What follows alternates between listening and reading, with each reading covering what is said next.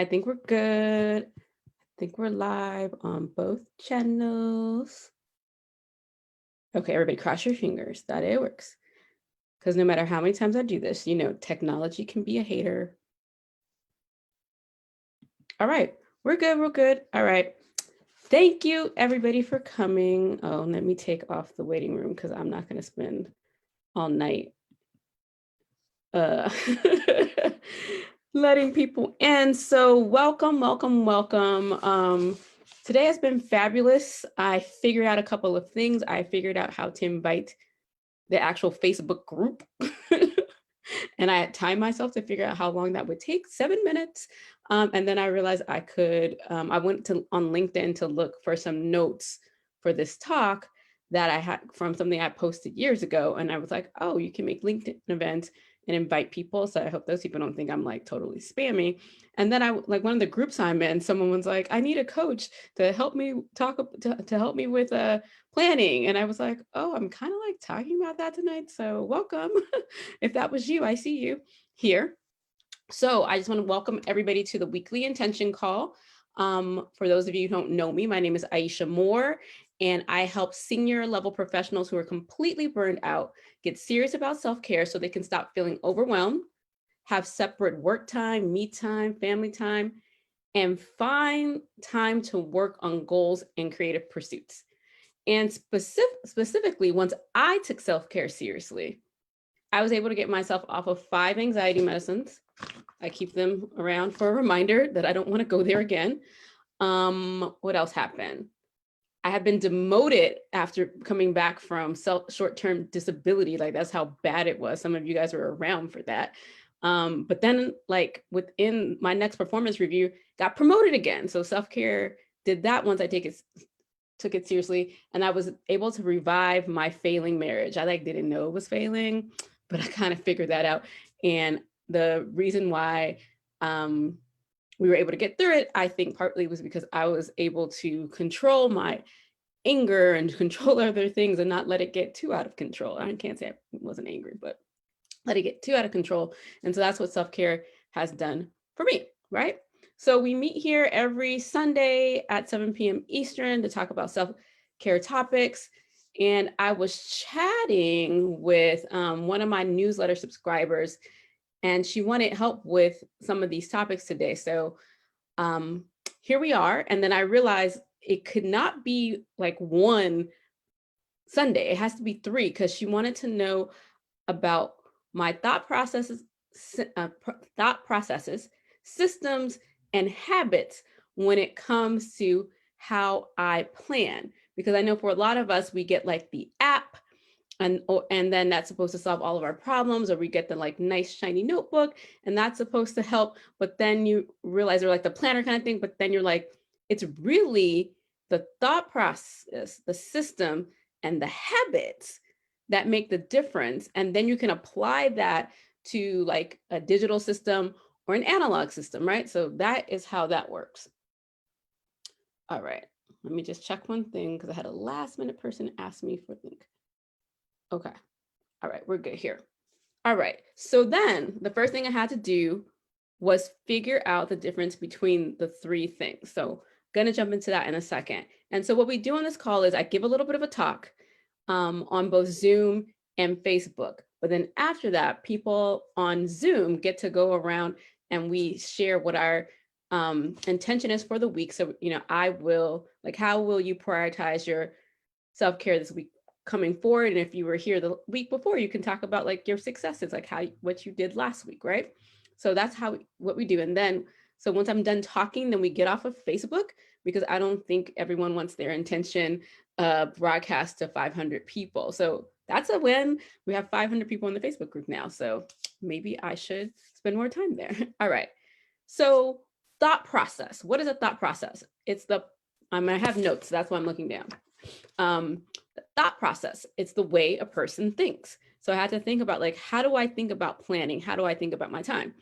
And then a system is an organized or established procedure. And so if you've been here before, I've talked about the bullet journal, and last week Cheryl was like, well, tell us all about it. And I was like, oh, I don't know. And I realized like, okay, yeah, that is one of my systems. So I will talk about that on the next one. And then the last piece we want to talk about is a habit. So habit are regular activities to maintain a process, right? So they're, to know you're successful with a habit, it's more like a goal streak, like you're doing something repeatedly. It doesn't really have an end date necessarily. You might, by doing a habit, you might achieve a goal, but the habit itself is something we're going to do repeatedly. So today we're talking about the thought process, the way I think about planning so that I don't get super stressed out. So the first thing is, so there's going to be 5 of them. So 1, 2, 3, 4, 5. So number 1, and these are sort of like mantras that I have, or like mottos I have. So the first one is planning happens on paper, not on the pillow. Because I found myself waking up or when I was going to sleep, ruminating about what I didn't do, what did I needed to do. And then I was hoping that I would remember because I wasn't about to get out of bed. And you know, some people do have like a pen or paper next to them, that kind of thing. So then you could stay in the bed and put it on the paper, right? So I had to realize my planning, it wasn't really planning. Thinking about stuff isn't planning, right? So I actually have to either get the paper from beside the bed, go find my journal and write the stuff down.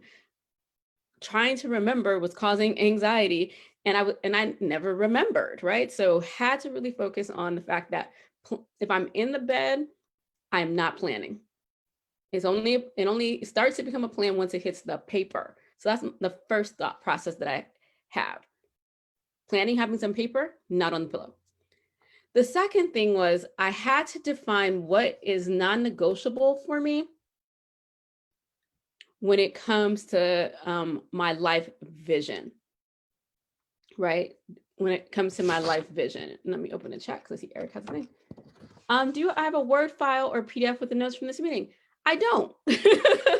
I typically just sort of give the talks here because so one of my big values is integrity, and I'm like actually struggling with this right now. The difference between like what people get in my class and what they get here, and I'm like trying not to overgive in the free section. So that's kind of why I don't do it.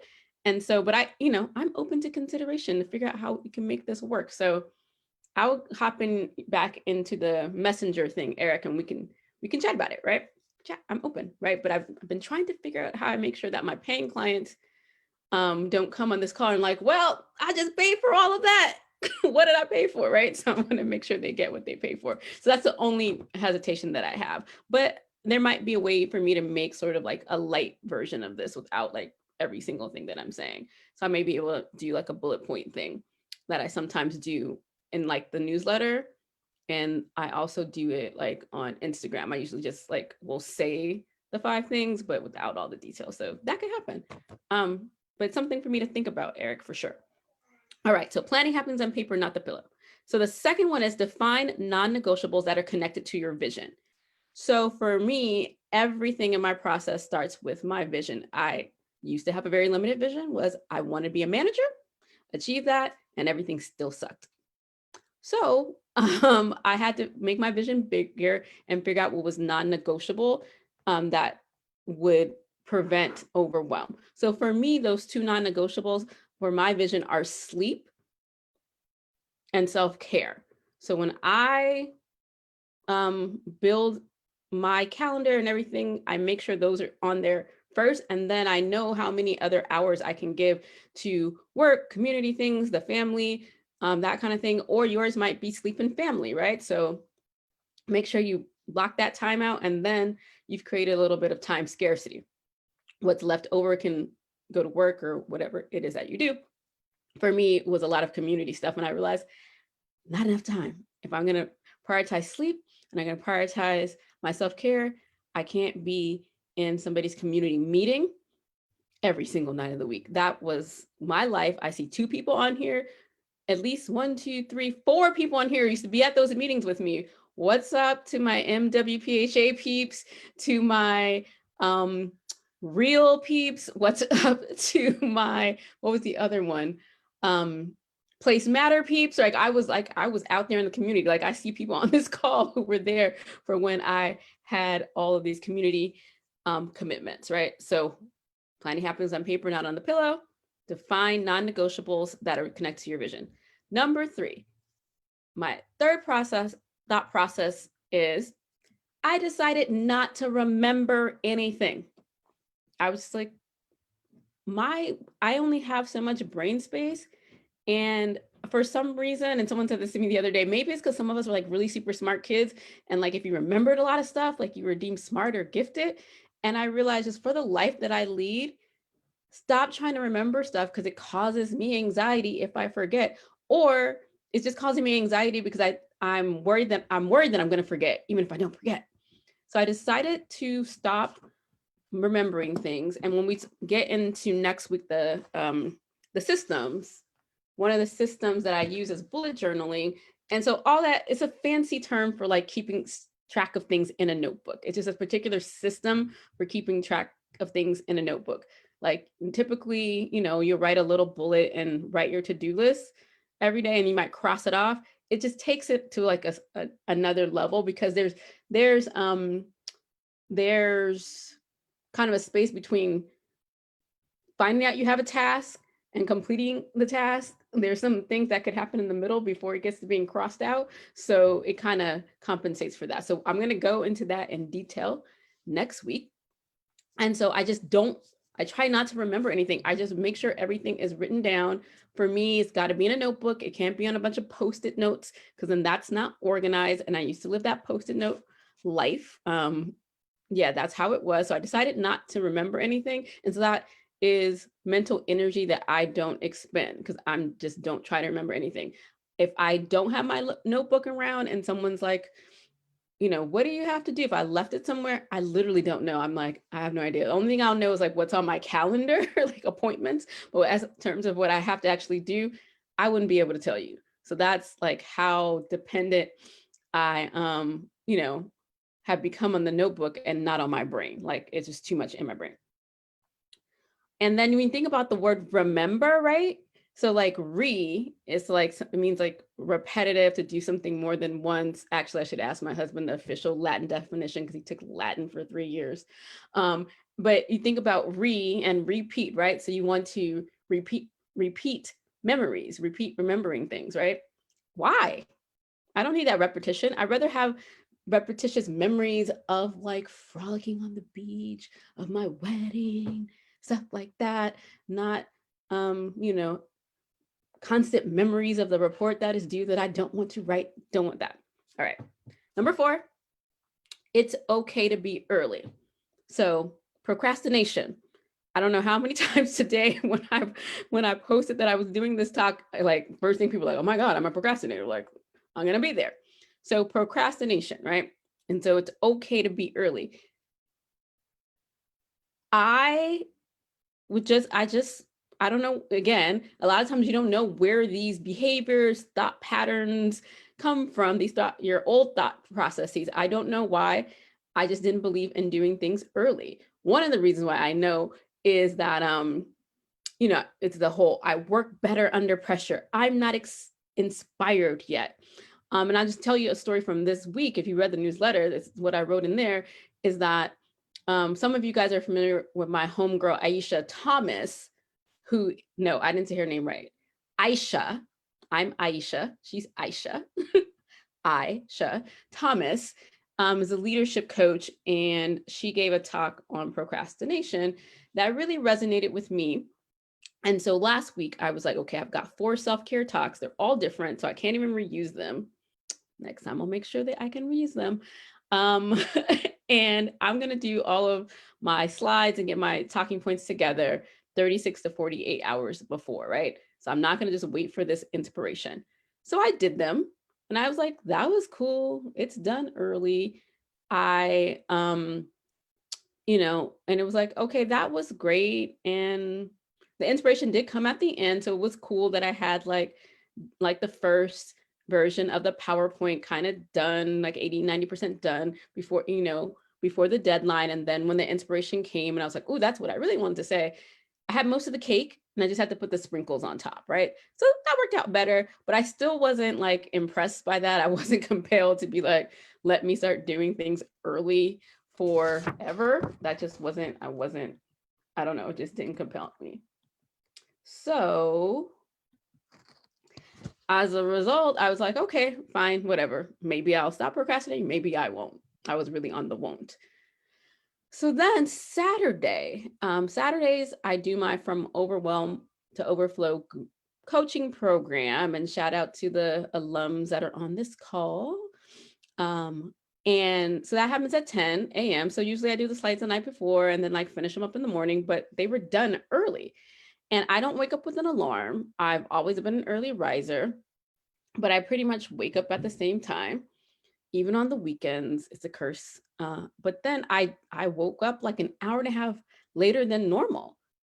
And I was just like, that's interesting. I wonder if it's because my mind knew that I didn't need to wake up and do slides. I was like, maybe there's something to this not procrastinating thing. And so I've been working for a long time to like accept that it's okay to be early to places. It's okay to do work early, but you know, that I would say out of these five, out of these five, this one, number 4, it's okay to be early is the one that I'm still working on the most, right? And if people around me, I say this to them all the time, but I'm also saying it to me, like, it's okay to be early. Like, just do that thing. Don't take a break to do something else to come back to it. And that leads me to number 5 is I want my free time to be guilt-free, free time, because otherwise you're not totally relaxed, because in the back of your mind, you're like, I should be doing this. I should be doing that. I should be doing this. I should be doing that. So if you do the things that you're supposed to do, then again, you're not remembering. You don't have to think about what you should be doing because you're like, I did it. And so I decided, like, I want my Netflix and chill. I want it to actually be chill, not Netflix and ruminate. It's Netflix and chill. So that is the one thing that I really worked on, is so that helps me that motivates me more not to procrastinate and not to get myself all stressed out when it comes to planning. Because I'm like, if I plan this right, my free time is going to be guilt-free. I don't have to check my work email on the weekends or at night or whatever, because I know I've sewed it up. So there we have it. I'll go over all 5 again just to recap. And so planning happens on paper and not on the pillow.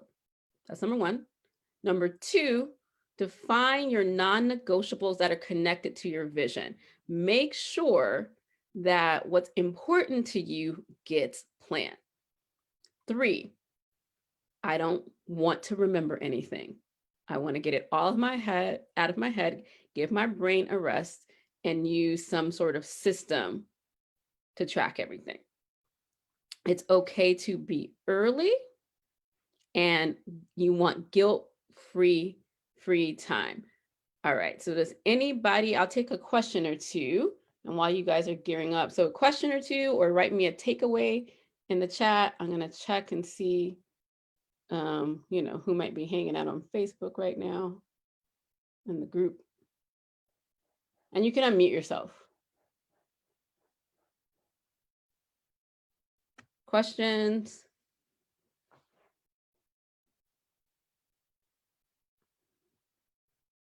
Okay, so I can see Eric says and what's up, Eric? Shout out. Good to see you here.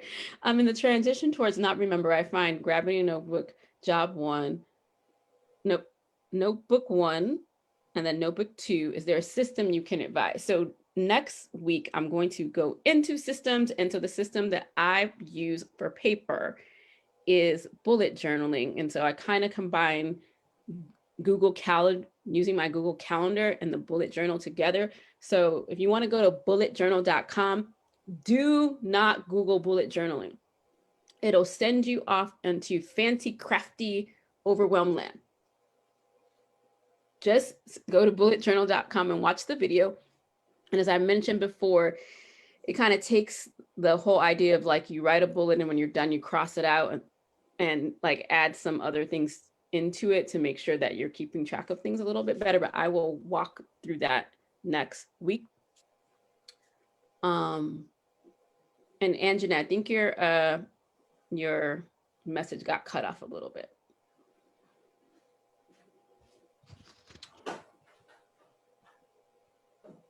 All right. Anybody want to come off mute? Feel free. And thank you, Kim. Kim says it's a good homework assignment, ready for next week.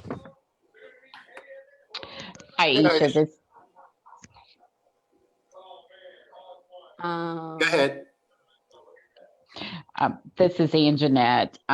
What I said is I am using my planner that I purchased right after I completed From Overwhelmed to, what was it? From Overwhelmed to Overflow. From Overwhelmed to Overflow. Yes, so I am using a planner, and keeping everything in one location for my personal is helping me. And I'm doing better at work, keeping everything in a journal notebook and not using Post-it notes. I was one of those. So yes, these are really valid tips that are really helping me.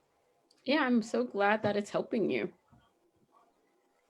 Thanks. I have a question. How do you do, okay, as people are talking to you all through the day, you're keeping a notebook, Aisha, like you keep a personal one and a work one, so that like as you're talking to people that say, don't forget this, you're keeping notes? Yeah, and it's one, it's all, I put it all in one together, but I just don't go anywhere without it. It's always open on my desk. So at any point in time, I can just write in it.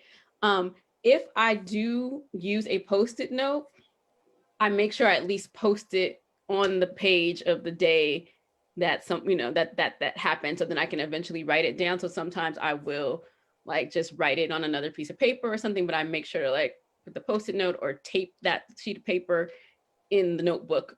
And so I'll get into it later, but I put the date at the top and everything. So then, yeah, I just make sure that it's going to have a home.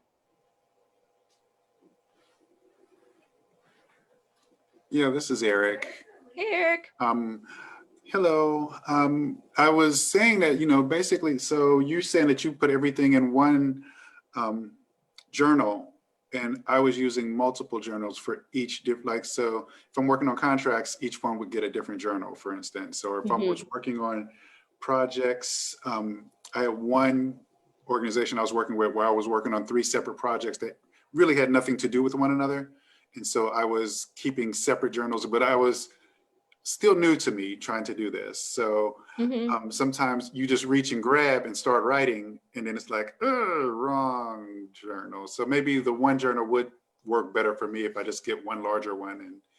But the prioritization, I think that really kind of hit home for me, just figuring out what do you want to consider non-negotiable in terms of what's going to demand your time or whatever you're going to give your time to. So thanks for that. Looking forward to the rest. Cool. That's good, Eric. So yeah, you really do have to you have to force some scarcity in there. Otherwise it's like, well, that, well, I don't have any, I think part of it for me was that it was like, I don't have anything scheduled. So yes, I'm free, right? That was my mindset, but it was like, well, there's things that I want to do. It doesn't matter if I don't have something scheduled, that doesn't make it free. I needed to be filling that time up with other things that I cared about, and I just wasn't doing that. And so therefore, every time someone asked me to do something, I'd like, I am available, because I was only, I guess I was letting my thought process previously, I let other people dictate my time, and I never dictated it for myself. It was like, I'll fit in things for myself around when I don't have to respond to someone else. Like, yeah, that's like kind of crystallizing for me as I speak. That's what it was. So now it was like, well, no, let me figure out what I want to do. I want to read more books. I want to do this. I want to do that. Put that there. And then it's like, if I have time left over, then you guys can have that. but I got to take my me time first, right? I had this, this unrealistic thing that I was going to, at the end of the day, go to the gym or do whatever kind of thing. And it was just like, no, because you just gave everybody else your time. Now you don't have the energy, the wherewithal for that. So that's that. All right. So I have a couple of announcements. Let's see, what are my announcements? So if you're new here and you're not on the email list, you want to go to seriousboutselfcare.com. I'm going to write that. And there you can get a whole 10-step workbook to help you put together a really easy self-care plan. And it goes over some of the things I talked about today. So that's announcement number one. Announcement number two is the next From Overwhelm to Overflow program starts on January 9th, but enrollment closes on my birthday, December 19th. So if you're looking for a group coaching program that where I show you my step-by-step process as to how I got serious about self-care, and then I was able to figure out me time, family time, work time. I was able to have some creative pursuits. It boosted my career. It did not take away from my career. And I use these medicines to stabilize myself, my anxiety. And so I'm not saying I don't believe in medicine, but I got stable and it gave me the wherewithal to figure out how to make this work, right? And so that is what can happen for you, whatever those important things are for you. So that's what it was specifically for me. And so if you think you need some group coaching, then you can send me an email, send me a private message on any of the socials, because I know I'm in contact with all of you on the social, and then I can go into more detail about that. So that's number two. And number three is January 23rd is the next it's the next Planting the Seeds of Self-Care. It is the Mind and Body edition. I know a lot of people really love that 3-hour workshop. So what we're going to do there is we're going to have an amazing talk by Shani Richie Mohammed, who is a friend of mine, who's a mom, a doctor, a wife, who, was essentially like her health was being jeopardized by all the stress around her, whether it's at work, microaggressions, being a mom. And then eventually she was like, I have to take care of my body. And she's going to tell you how she went from the stress, overwhelmed mom and doctor to doing CrossFit and losing 60 pounds. So she's going to talk to you about that. I'm going to break down habits. We're going to talk about what habits are. We're going to talk about tiny habits, habit stacking, because at the beginning of the year, everyone's setting resolutions, right? But in order to get there, we got to do some habits. And then we are going to do some restorative yoga, my favorite kind, because it's like sophisticated napping, because so many of us don't even know how to rest. I know I didn't. So we're going to do some restorative yoga. And then just like in all the other ones, you'll get a cool little box in the mail. And this time you could actually open your box when you get it, because you're not going to need to necessarily wait to the workshop to use that stuff. So that's exciting. Buy yourself an extra Christmas gift. So that's on sale also on my website. So check the newsletters, check the website, check the socials. We'll be announcing all of that as well. So let's say peace out to our friends on Facebook, and then we'll jump into the intention setting.